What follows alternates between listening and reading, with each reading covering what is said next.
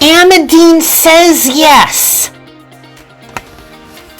The trains on the island of New Florida are proud of being really useful.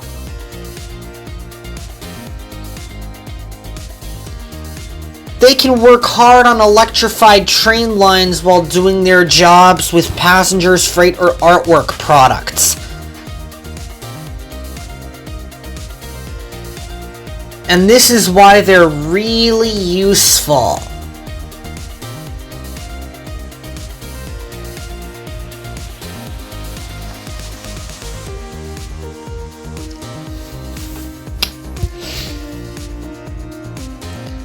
Amtrak is really useful too, because it goes to big cities in North America, which are really important and impressive.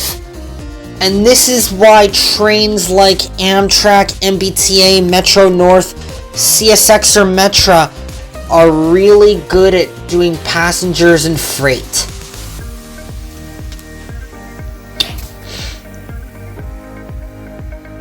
Sometimes passenger trains divide, which include the Lakeshore Limited and Empire Builder.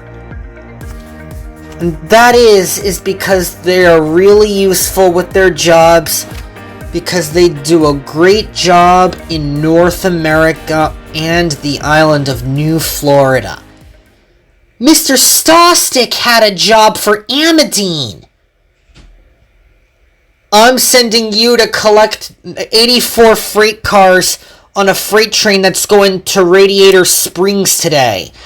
I will meet Lightning McQueen, of course, Amadine said, and she steamed out of the yard.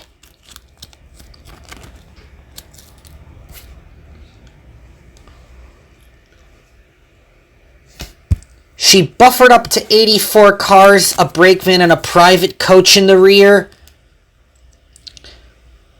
And meanwhile, the MBTA Lowell line was making way to North Station in Boston. It was being really useful. Good luck on your journey, Amadine said as she passed Wilmington. And the train came to a stop.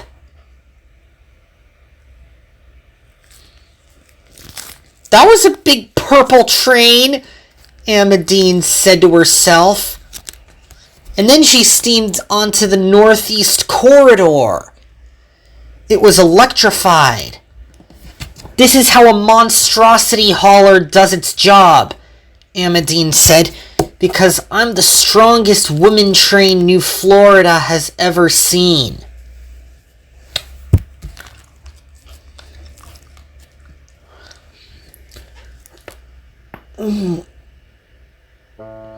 Meanwhile, the Amtrak Keystone service was making way to New York City.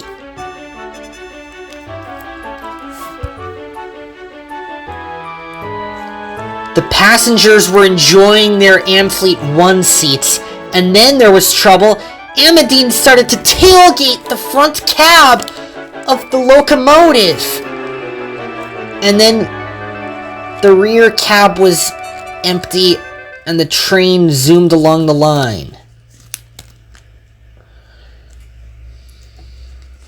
And pulled into Mount Joy. And it stopped right on time. I shouldn't be tailgating other trains, Amadine said to herself. It's really not helpful and it's dangerous. Mr. Stostick would not be happy if I did that again. And then she passed a big purple passenger train.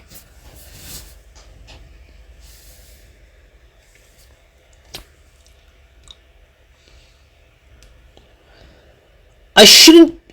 Yes to being really useful and no to tailgating, Amadine said to herself. Then there was trouble. A freight train of hazardous materials like nuclear stuff was waiting at a signal, and it was led by 2 red locomotives. But little did the crew members know that Amadine was right behind them. Then, the nuclear alarm began to yell. "Evacuate, please! Out of the town!" yelled Amadine. Her driver slammed on the emergency brakes.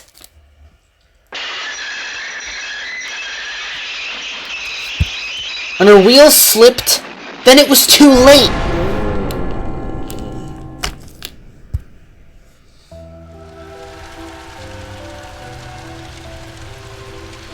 "It's raining barrels!" cried the town. "We can't believe it!" And they rained down, and then everything stopped. Luckily, no one was hurt, but the rear car stayed on the tracks, and so did the rest of the freight train.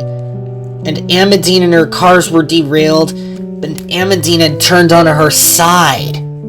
"I'm sorry," she said. Her employees had jumped to safety unhurt, and Amadine was hissing steam. And the private car stayed on the tracks. Amadine made lots of steam.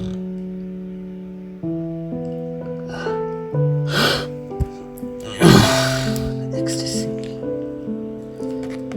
That night, she told Thomas and Lorraine all about the crash. And Aaron and Justine were getting ready for bed.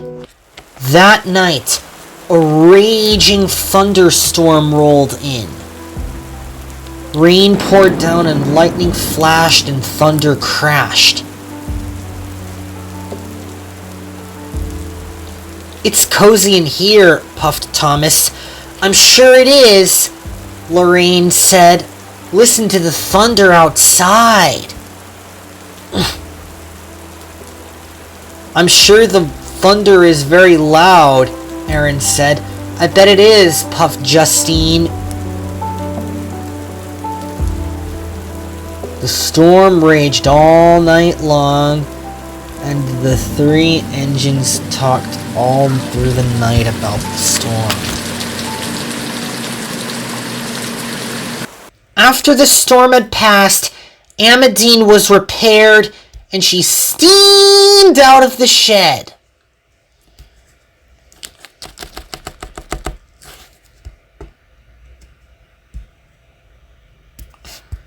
She pulled up to a small station for her goods train.